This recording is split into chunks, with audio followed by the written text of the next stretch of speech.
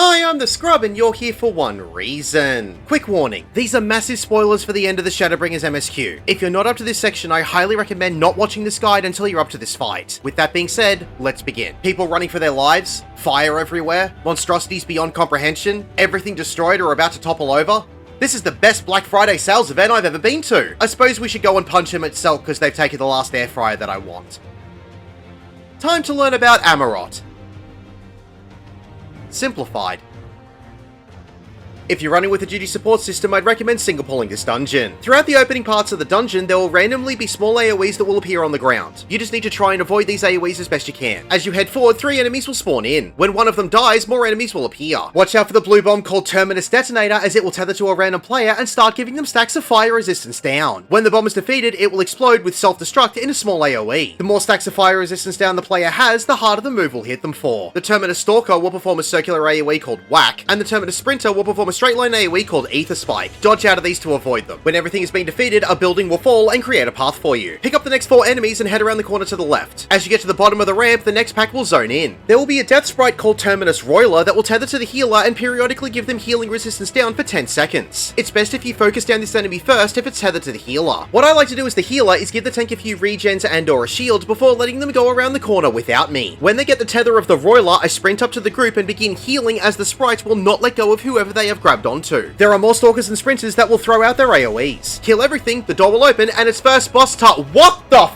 is that? The first beast will cast Venomous Breath, which is a conal AoE in front of it. If you get hit by this, it will give you an Assunerable Poison dot tick. It will then cast Meteor Rain. This will target the non-tank party members with large purple point-blank AoEs. You'll need to spread these out towards the corners, but not against the wall. We do this for what comes next. Proximity markers will be placed at the purple AoE's location. Everyone will need to get away from these markers to reduce the overall damage to them. After the proximity markers are placed, 2 players will get large orange AoEs placed at their feet with the quick cast of the Falling Sky. You'll need to dodge away from these AoEs. Getting hit by one of the orange AoEs will give you a Vuln stack. There will be 3 boulders that will land in the arena where the proximity markers were. If you stack the markers and the boulders are too close as they land in the arena, they will explode and give everyone a Vuln stack per boulder that explodes. The boss will then move to one side of the arena and cast the Final Sky. Everyone will need to move behind a boulder within the line of sight of the boss. If you fail to do this, you'll get a hard hit and the debuff of Suppuration, which decreases your damage dealt and increases your damage taken. Then the building on the same side as the boss will begin to collapse. You'll need to move to the small narrow safe zone on the opposite side of the boss to avoid this. If you get hit by the falling wall, it will take exactly 80% of your max health with the hit. The boss will cast Earthquake, which is a medium to large AoE around itself. If you get hit by this, it will give you a Vuln stack. The next cast of Meteor Rain will also have many small AoEs slowly make their way around the arena like a pair of constantly moving Exaflares. You'll just need to attempt to dodge them as best you can. If you get hit by them, you'll get a Vuln stack per AoE you are hit by. The Burning Sky will target all party members with a small point blank AoE. Spread out and avoid overlapping these. Mechanics will repeat until the boss has been defeated. Head out of the arena and follow the ramp down to the next pack of mobs. Pull this group and continue to the next pack where there will be another death sprite that will tether to the healer. Again, as the healer, I like to hang back and make the sprite tether to the tank to make healing a little easier for myself. There will still be random AoEs all around the place, so make sure that you dodge things as best you can. The Howler will cast Turnabout and the Shadower will cast Malevolence. Both of these are medium-sized AoEs from the mob's position. The Terminus Shriver will cast the move Sickly Inferno. This will create an AoE below a random player that will be a darker shade of orange than the others. If you get hit by this AoE, you'll get an Assunerable Burns debuff. Kill everything while avoiding the AoEs as best you can. When everything has been defeated, the wall ahead of you will crumble. Pick up the 5 beholders and continue up the path. The next group will have another detonator that will tether to a random player. Focus this one down if you want to. The Shadower mobs will cast their point blank AoEs and the Shriver will cast their Sickly Inferno AoE. Dodge out of all of the AoEs as best you can. When everything has been defeated, a building will fall which will create a bridge for you to the second What the f***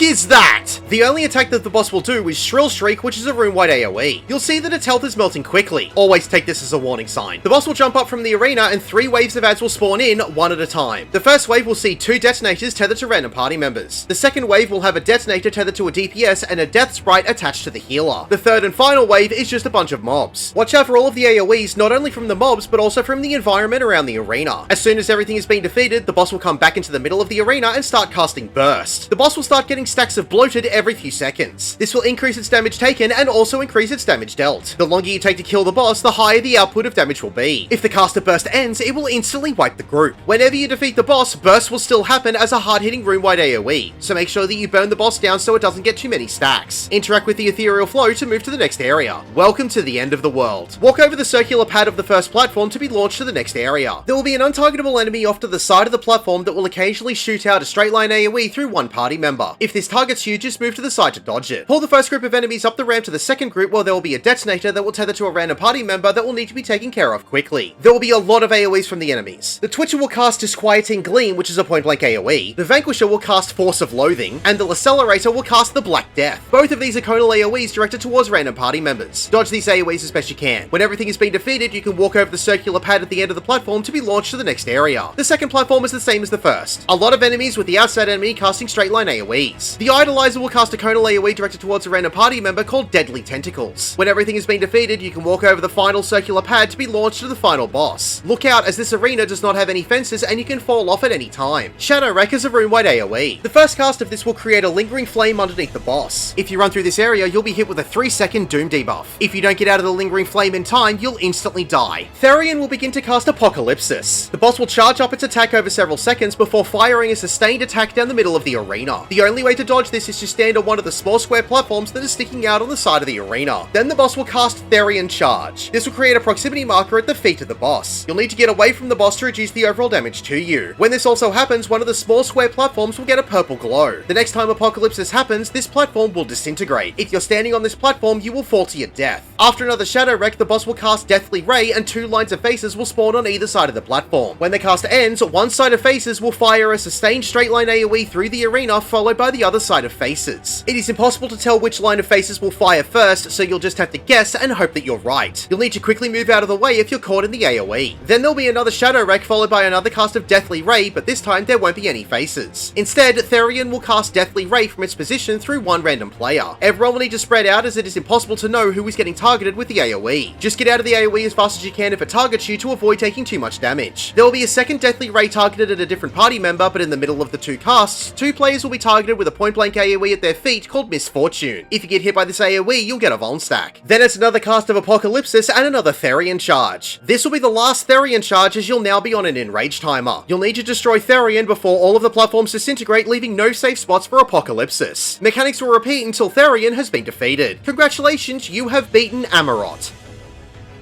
My name is The Scrub. Thank you for watching.